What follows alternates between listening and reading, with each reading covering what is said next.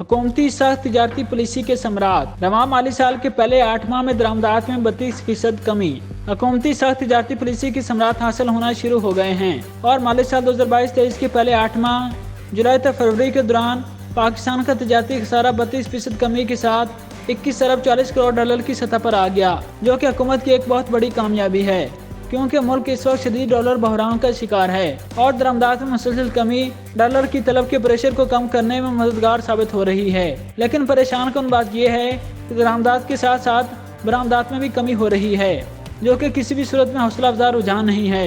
وفاقی ادارہ شماریات کی جانب سے جاری کردہ اعداد و شمار کے مطابق مالی سال 2022-23 کے پہلے 8 ماہ کے دوران ملکی برآمدات 18 ارب 67 کروڑ 80 لاکھ ڈالر رہیں، جبکہ گزشتہ مالی سال کی اسی مدت میں 20 ارب 57 کروڑ 30 لاکھ ڈالر کی برآمدات کی گئی تھیں۔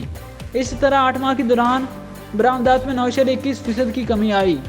اعداد و شمار میں مزید بتایا گیا ہے کہ جولائی تا فروری کے دوران پاکستان نے مجموعی طور پر 40 ارب 11 کروڑ 80 لاکھ ڈالر کی درآمدات کی، جو کہ مالی سال 2021-22 کی زیر تبصرہ مدت کے دوران کی جانے والی برآمدات سے 23.51% کم ہے۔ گزشتہ مالی سال جولائی تا فروری کے عرصے میں درآمداتی حجم 52 ارب 45 کروڑ 20 لاکھ ڈالر رہا تھا۔ اس لحاظ سے مالی سال 2022-23 کی پہلے 8 ماہ کے دوران مجموعی تجارتی خسارہ 21 ارب 40 کروڑ ڈالر رہا۔ گزشتہ مالی سال میں زیر تبصرہ مدت کے دوران تجارتی خسارہ 31 ارب 87 کروڑ 90 لاکھ ڈالر رہا تھا۔